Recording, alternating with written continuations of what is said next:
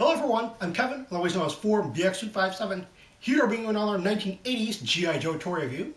And today I'll be taking a look at the ever-popular giant Cobra playset, the Cobra Launch Base 1986 Terror Drome. Now, the Terror Drome makes its first comic book appearance in issue number 45, where it's simply called a launch base.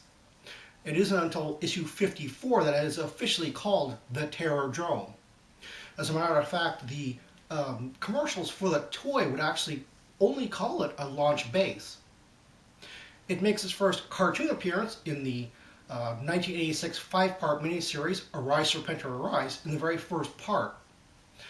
As a matter of fact, it sort of gets destroyed in the 1987 movie and mysteriously rebuilt in the 1989 5-part miniseries Operation Dragonfire. Now, the cartoons did sort of portray the Terror Drome as sort of one large single base. However, the comic books actually treated it as a sort of a prefabricated base, and they made multiples of it. And it was sort of the basis and focal point of a very interesting storyline. Now, I'm not going to do the AVAC pilot or the Firebat jet, which originally came included with the playset. They'll be their own separate video.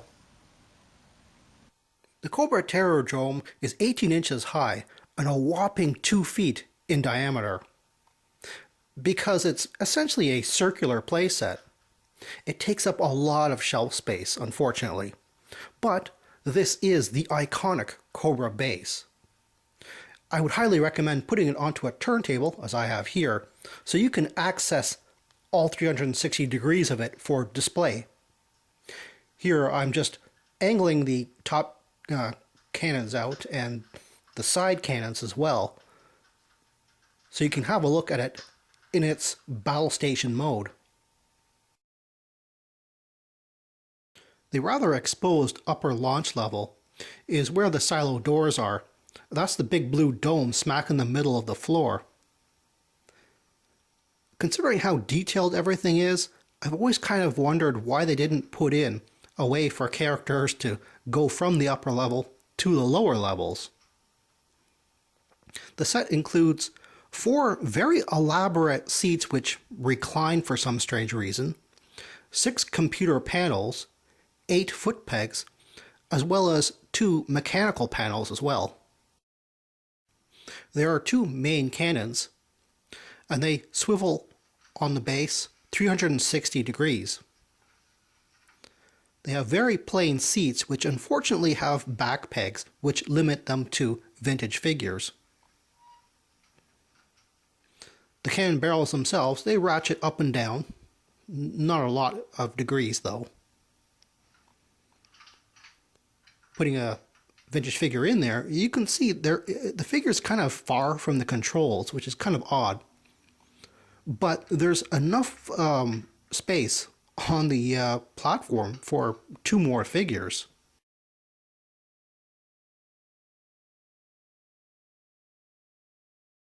Molded onto the very bottom of the base are small flights of stairs which lead up to each of the 8 walls which take up the middle portion of the Terror Drome.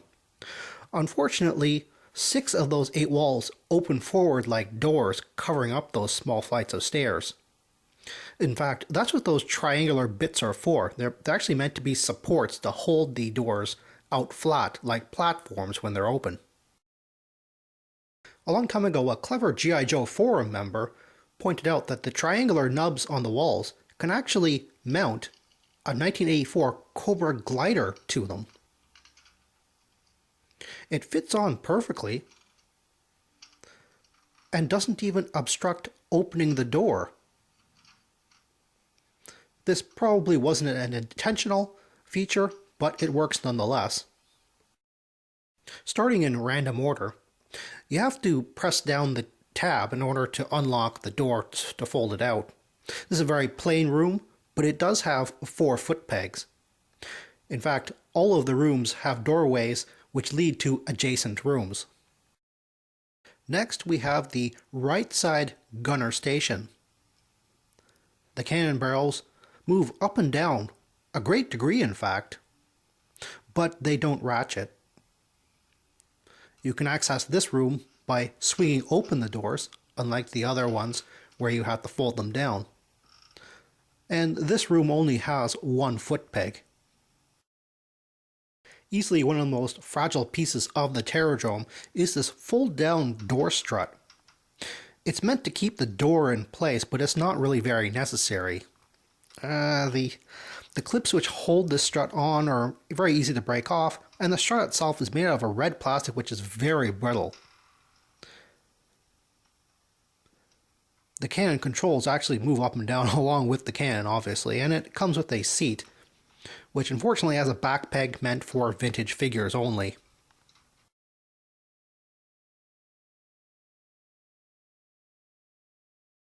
Closing this up. Next I'll take a look at the first of three rooms that are exactly the same. Those are the three fuel stations. They all come with a foot peg in the very corner, as well as a pull-out pumping station. That has a foot peg as well, a very thick fuel hose with a nozzle attached to the end, which is very fragile. You're supposed to hook it up onto here, but you're supposed to also squeeze it in there, which I really don't recommend. With the fuel pump station extended, the hose has enough length to reach vehicles on the outside of the base. The nozzle can plug into any vehicle that has the standard fuel port, such as this Cobra Stun.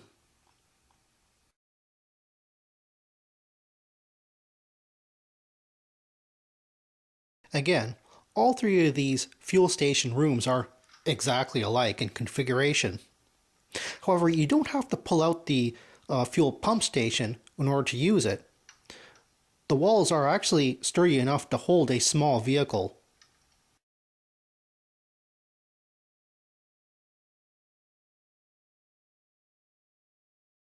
The back of the original box actually suggested that the fuel station rooms could actually double as garages. Well, you'd have to take out the pump station in order to access a more, a flatter surface. And you would have to only store small vehicles, because otherwise it's rather cramped in there. And next we have the prisoner containment chamber with energy field containment door room, better known as the Cobra jail. It has 2 foot pegs in front of the jail cell, a sliding door, as well as 2 foot pegs on the inside of the jail. However, it's a little hard for me to get my hand in there, so it's easier just to take the whole wall down and then set up your figures on the inside.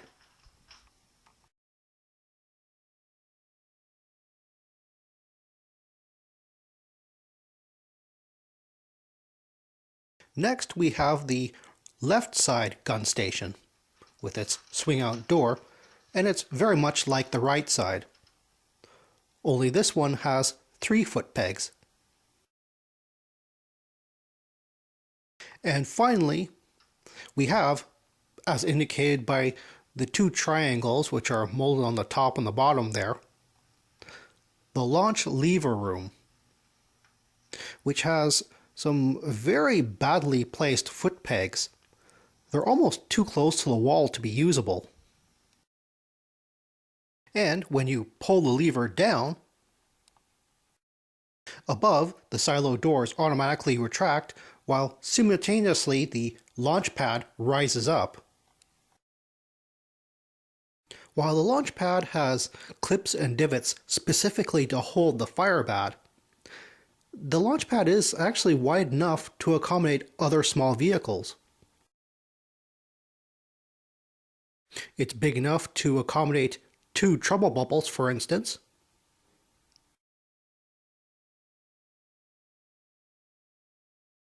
And the silo itself is deep enough to accommodate a fully standing Serpentor on his air chariot.